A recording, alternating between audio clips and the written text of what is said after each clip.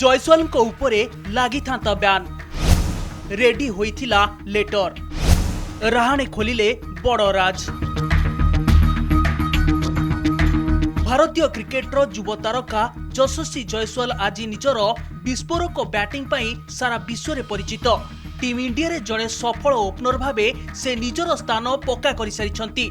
मात्र क्रिकेट पड़िया रे केवल बैटिंग नुहे बरं निजर व्यवहार पई मध्य से अनेक समय रे चर्चा रही थांती। 2022 मसीह रे दुलीप ट्रॉफी फाइनाल मुकाबिला चलीथिला। वेस्ट जोन पक्षरु खेलुथिबा यशस्वी जयसवाल सेही मैच रे जबरदस्त बैटिंग करुथिले, किंतु फील्डिंग समय रे से विपक्ष टीम खेलाड़ी टी रवि तेजांको बारंबार स्लेजिंग बा कटुक्ति करुथिले। अंपायर यशस्वी को एथिपाई अनेक थर चेतावनी देइथिले, किंतु युव यशस्वी निजर क्रोध उपरे नियंत्रण रखि पारु नथिले।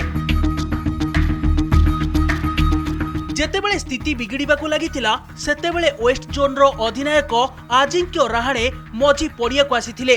समस्तंकु आश्चर्य करी राहाणे निज दलर सबुठारु भलो फॉर्म रे थिबा बैटर यशस्वी को पड़िया छाड़ी बाहर को जिबाको निर्देश देइथिले। प्राय 7 ओवर पर्यंत यशस्वी पड़िया बाहर रहिथिले। এই ঘটনাକୁ ନେଇ ରାହାणे ଏକ ସାକ୍ଷାତକାରରେ କହିଛନ୍ତି ଯେ କ୍ରିକେଟରେ ସ୍ଲେଜିଂ ହେବା ଦରକାର, କିନ୍ତୁ ସବୁକିଛି ଏକ ସୀମା ଭିତରେ ରହିବା ଉଚିତ। ମୁଁ ଦେଖିଲି ଯେ ଉଭୟ ଖେଳାଳି ନିଜର ନିୟନ୍ତ୍ରଣ ହରାଉଛନ୍ତି। ଜଣେ ଅଧିନାୟକ ଭାବେ ନିଜ ଖେଳାଳିଙ୍କୁ ଶୃଙ୍ଖଳିତ କରିବା ମୋର ଦାୟିତ୍ୱ ଥିଲା। ଯଦି ମୁଁ ସେଦିନ ତାଙ୍କୁ ବାହାରକୁ ପଠାଇ ନଥାନ୍ତି ତେବେ ତାଙ୍କ ଉପରେ ବଡ଼ କାର୍ଯ୍ୟାନୁଷ୍ଠାନ ଗ୍ରହଣ କରାଯାଇଥାନ୍ତା।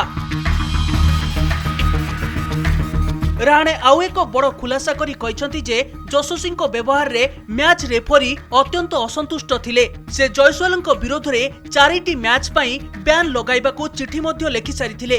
राहाणे कहवा अनुसार मैच रेफरी सेही चिठी धरी मो पाखकू आसीथिले, किंतु से कहिथिले जे तुमे जेउ भली भाबे जणे अधिनायक भाबे श्रृंखला रक्षा कल सेति पई मु एही बैन चिठी को चिरी देउछि। राहाणे से गोटे निष्पत्ति जोगु यशस्वी क्यारियर एक बड़ विपदरू रक्षा पाई जाइथिला। सेही मैच रे यशस्वी 294 रन रो एक विशाल पारी खेलिथिले एवं तांको दल विजयी होइथिला।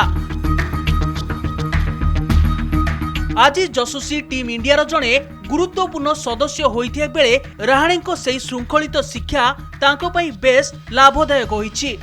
ब्यूरो रिपोर्ट, कनक डिजिटल।